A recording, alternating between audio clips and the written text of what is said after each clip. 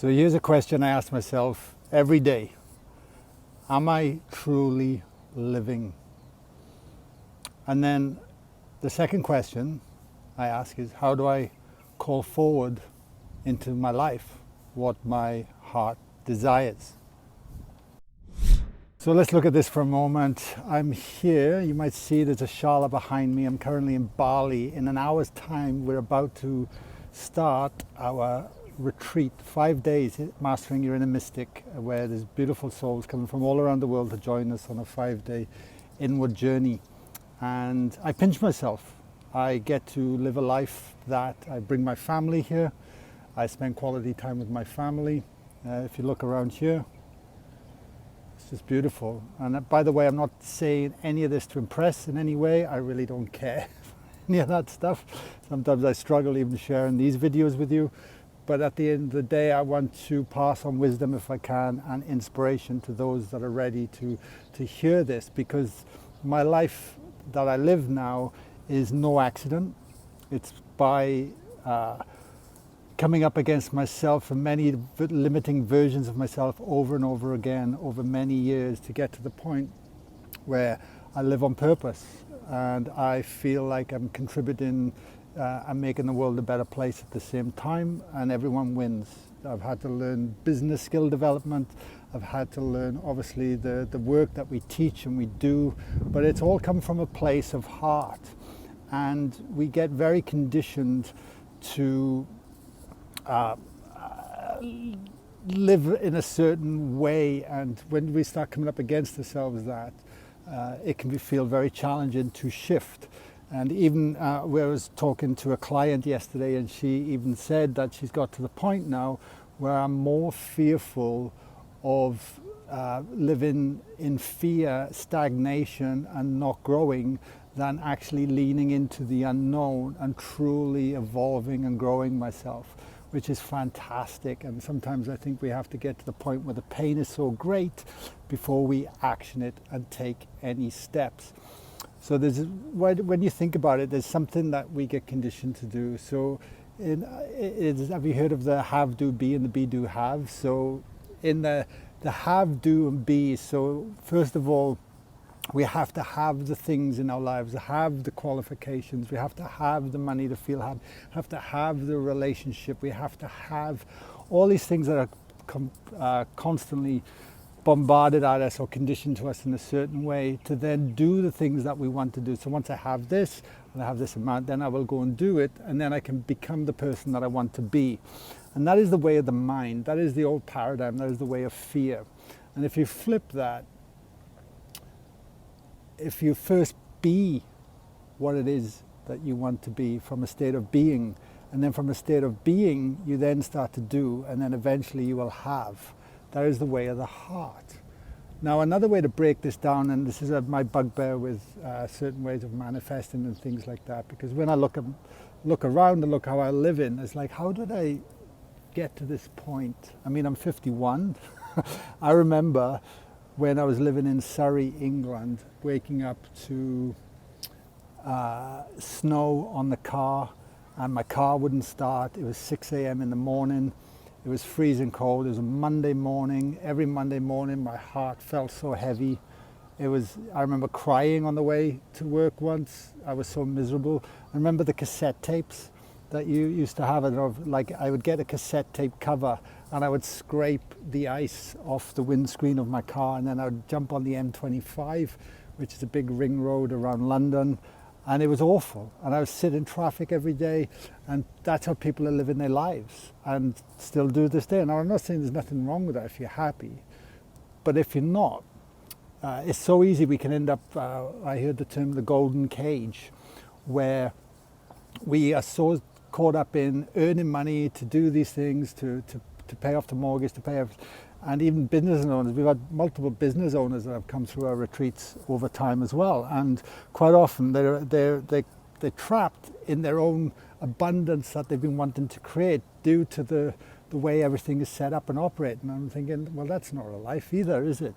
Really? And so it's like, how did I get from that to that guy that was to this guy that where things are just flowing and even opening up more and more for me on a regular basis. And it's then like, well, how can I even then help other people start to lean into that if they just also hear the call and have the courage to live the life that their heart desires. So when you think about this whole manifesting thing, and that tends to spin around in spiritual circles as well, and so I'm kind of coming from a place where I've got a resume to a degree, right?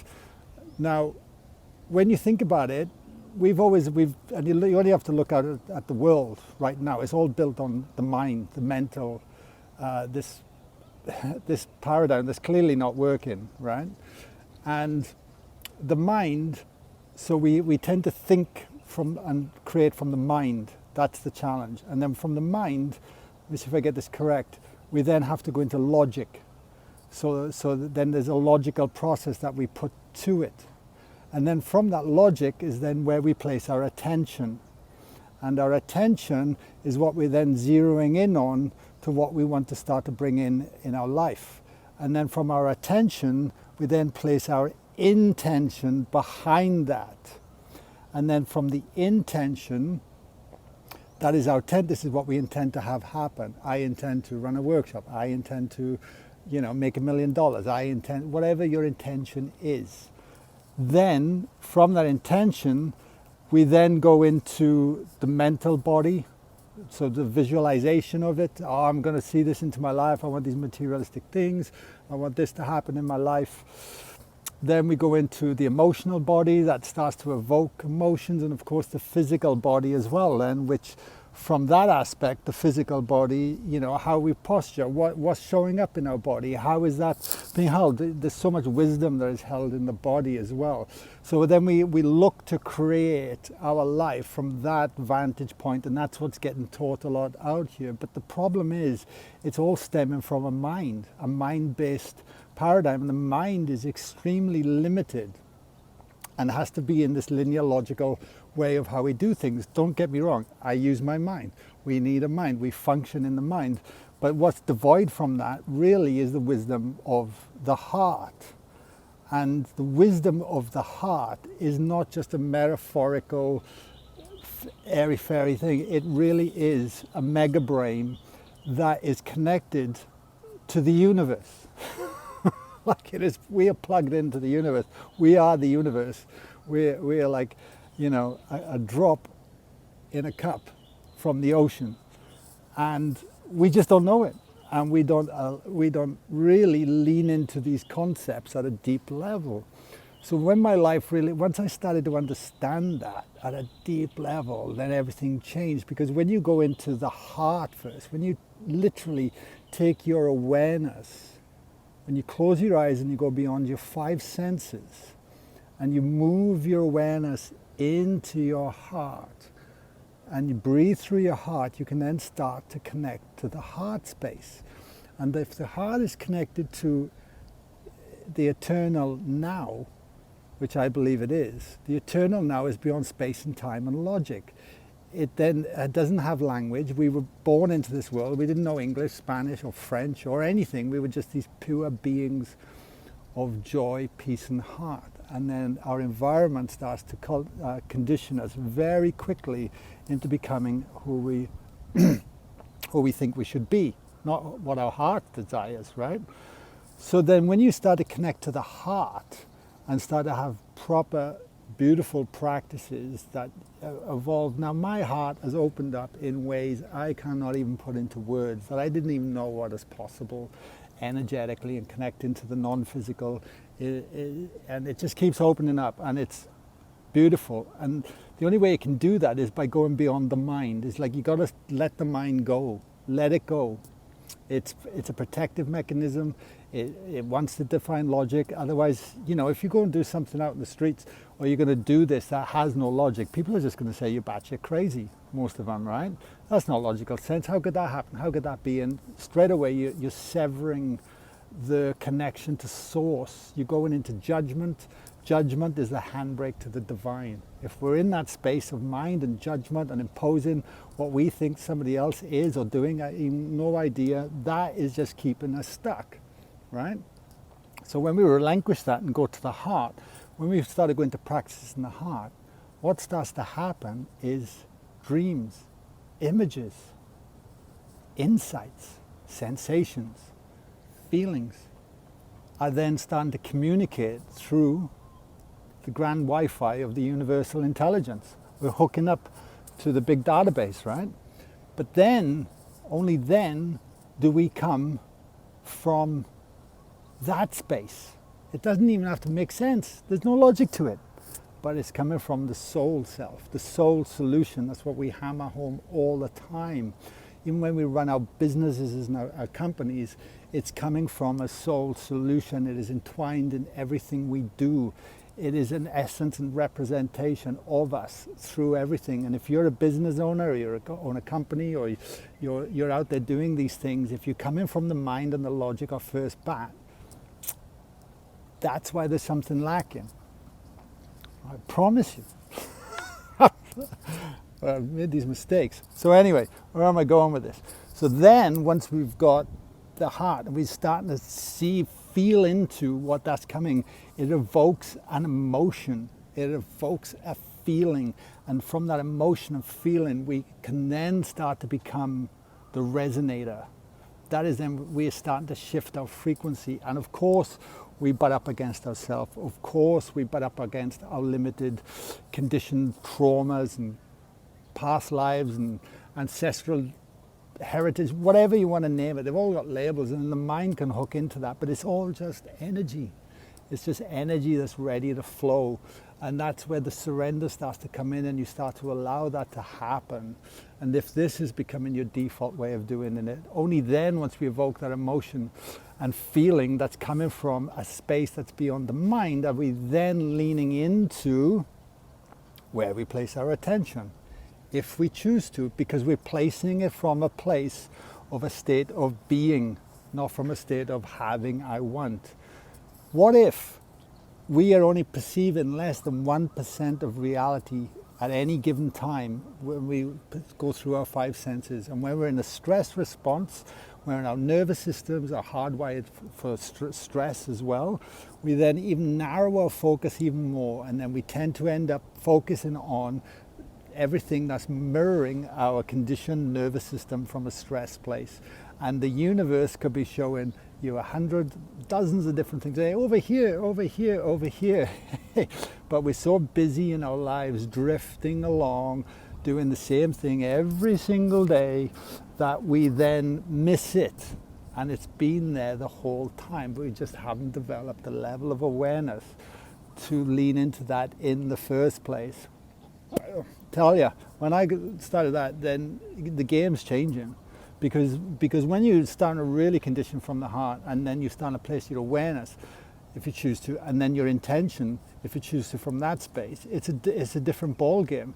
Because then you're actually focusing on all the amazing things the world can have to offer, and you're beyond the fear-based, mind-based, logic-based paradigm that they're constantly perpetuating all the time, that's keeping us stuck and locked in our life. And that is the difference. And then there's an allowance of that comes through. So we start to it starts calling forward, and then we're coming from a place of inspired action. We're actually action in a place that makes the whole difference from here as well. I hope that makes sense. So then the question really comes back to, am I truly living? And I assure you, when I don't know what Monday is, I don't know what Friday is, I had to think really hard to what day it was today. That's how I live my life. I get to spend quality time with my family. I get to do the things on my terms. And it's a beautiful place to be in. And I wish nothing else than for anyone to really lean into and have the courage to go in that direction. Doesn't mean you have to blow up your life overnight. It doesn't mean that you do anything wild or crazy or stupid, or because I'm living life, all that nonsense. It just simply means that you make a declaration to yourself. You make a declaration to, I want to be living in my truth. I want to honor what my heart and soul is craving.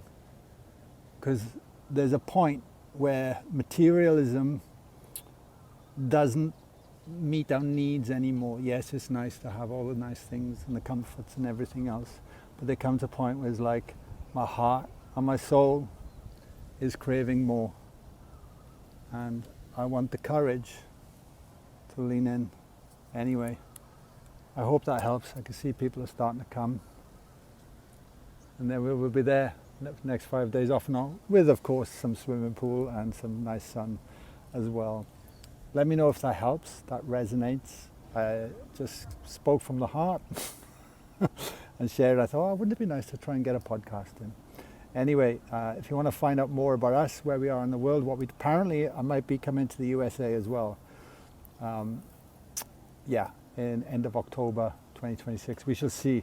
But we'll obviously we come to Bali, we come to many places, and there's lots on offer with what we do. Links are below. Much love from me. See you soon.